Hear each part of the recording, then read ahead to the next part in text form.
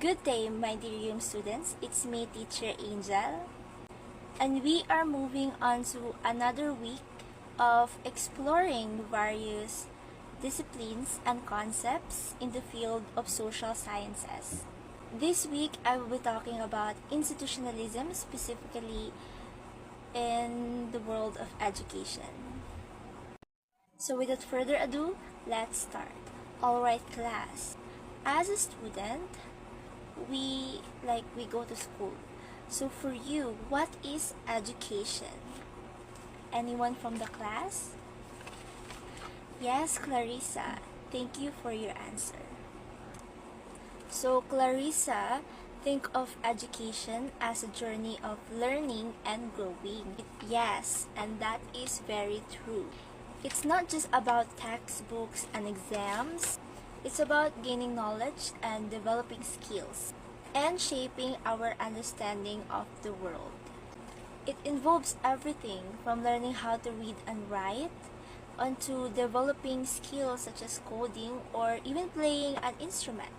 Next question, why is education important? Yes, Jeff? Thank you for your answer. So Jeff says that education plays a vital role in society. It empowers individuals and shapes the future of their communities.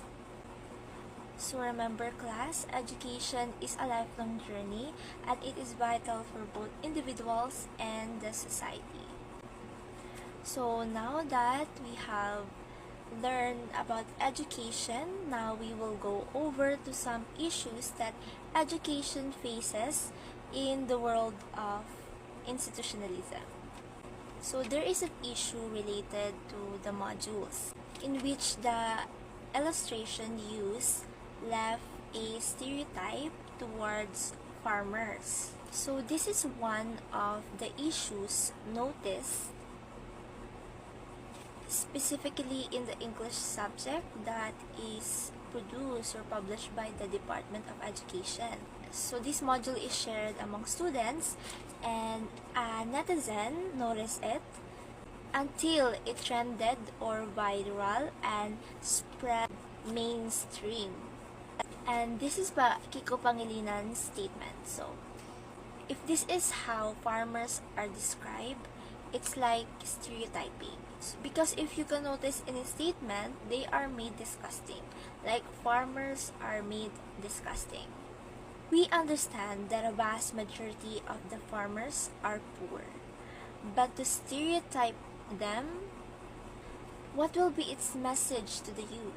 What will be its message to all of you? That is it not acceptable to be a farmer?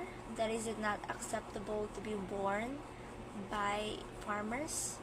That is it not acceptable to be born from farmers?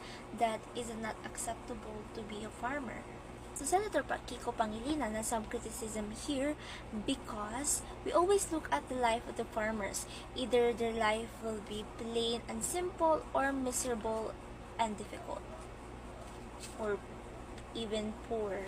Thus, forming the concept of students, instead of focusing on agriculture and giving values to the farmers, giving value to our nature, they prefer to have other jobs. So this is what Kiko Pangilinan sees that may have an effect if we continue this discrimination, this stereotype towards our farmers. So class, listen, because I will be teaching you about the 3 more types of institutionalism. So open your books to page 333. I will wait.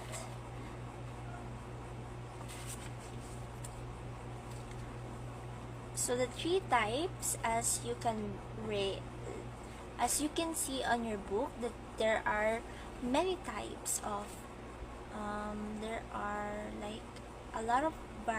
there are myriad types of institutionalism, and I will only explain 3 types because Sir Pascolado has already described the 3 types, and Teacher Julie Pearl will also describe another 3 types. So it's 9.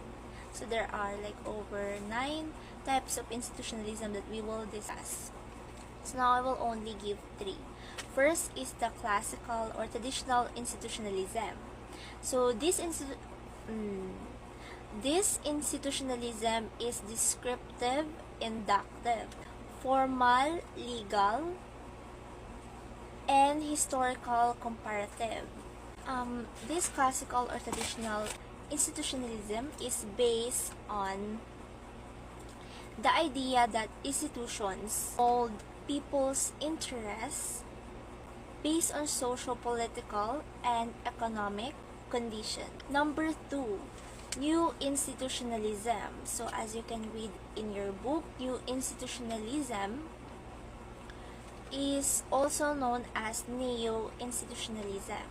It is a methodological approach that studies how institutions, their rules, their norms, and culture limit the actions and choices of individuals in political institutions. It is a theoretical perspective in sociology, organizational theory, economic, and political science. New institutionalism identifies the rules, norms, practices, and relationships that influence patterns of behavior in policy making and politics. It also explains how institutions create meaning for individuals. And the last but not the least, we have the normative institutionalism. So class, you better take some notes there, because all that I am saying right now will be on your exam, and exam will be on Tuesday. Gotta remember that. So normative institutionalism is a sociological theory. Institutions are guided by the logic of assumptions. Logic of appropriates, and that the actions and choices those within an institutions are shaped by its norms and formal rules. And that's it for today's lesson. So next time, teacher Julie Pearl will explain more about institutionalism and give more examples of the kinds of institutionalism. So I will dismiss you earlier, since I'm a pretty teacher and I'm a really chill teacher. So I hope, guys, you learn and you take down some notes, because our exam will be this upcoming Tuesday. That's it. Goodbye and have a good day. Bye!